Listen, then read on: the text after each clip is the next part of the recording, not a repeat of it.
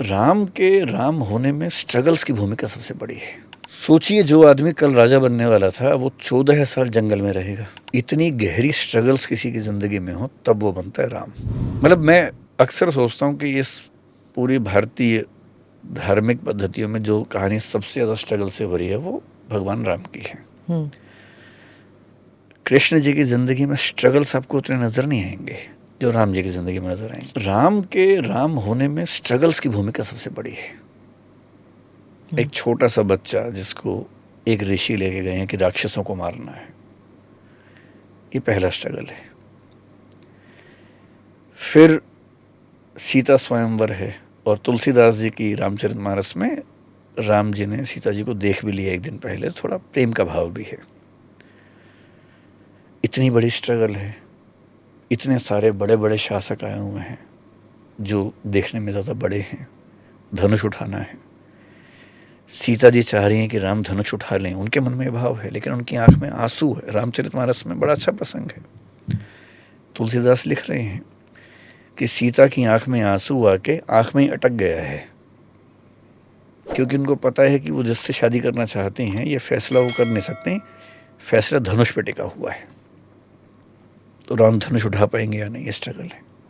उठा, सफलता मिली। अब वो महल पहुंचे हैं, उनका राज्याभिषेक होने वाला है।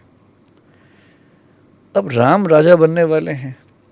उनके पिता की पत्नियों में से एक पत्नी ने अचानक उनको याद दिलाया कि मेरे 2 वरदान बचे हुए हैं, मेरे बेटे को राजा बनाओ। दशरथ कह रहे हैं कि ठीक है, राजा भरत को बनाते हैं लेकिन राम को जंगल मत भेजो, वनवास मत दो, पर वो अड़ी हुई हैं।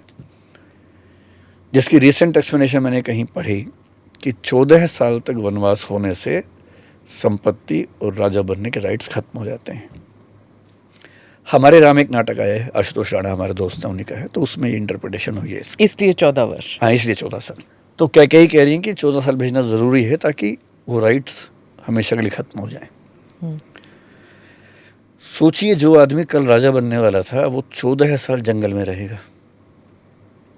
पत्नी भाई साथ में है, जंगल में भी शांति नहीं है, शूर्पणखा का प्रसंग है, कई राक्षस है, खर है, दूषण है। फिर दुनिया का सबसे ताकतवर राजा उनकी पत्नी का अपहरण करता है। रावण ऐसा वैसा राजा नहीं है, वो दुनिया में सबसे ताकतवर ज्ञानी भी है, ज्ञानी भी है। उसका बेटा है जो इंद्रजीत है, इंद्र को हरा चुका है, और वो अपने राज्य में है, सेना के साथ है। इनके पास सेना भी नहीं है। अब अपनी पत्नी को बचाने के लिए उससे युद्ध लड़ना है। वो चाहे तो अपनी सेना बुला सकते हैं अयोध्या से, पर वनवास के नियम हैं, नहीं बुला सकते हैं। इतनी स्ट्रगल्स के बाद पत्नी का मिलना, उसके बाद राजा बनने के बाद एक धोबी का सवाल उठाना, पत्नी को वन भेजना, गर्भवती पत्नी का बन जाना। जो हमने रामचरितमानस पढ़ी या कहानी सुनी, अब राम राजा होने के नाते ऐसा कर तो रहे हैं, गिल्ट फीलिंग भी है। खुद अपने घर में राजसी तरीके से नहीं रहते हैं, ज़मीन पे सोते हैं। उधर 2 बच्चे हैं जिनसे बाप नहीं मिल पा रहा है। कितनी स्ट्रगल है बाप का राजा होकर बच्चों से ना मिल पाना। बच्चे राम का गीत गाते हुए अयोध्या आ रहे हैं, तब पता लगता है कि ये मेरे बच्चे हैं। लेकिन बच्चे नाराज भी हैं अपनी माँ के साथ हुए अन्याय को लेकर। और उस दिन या उस समय माँ का धरती में समा जाना। इस आदमी को जिंदगी में आराम और प्रेम कब मिला? इतनी गहरी स्ट्रगल्स किसी की जिंदगी में हो तब वो बनता है राम।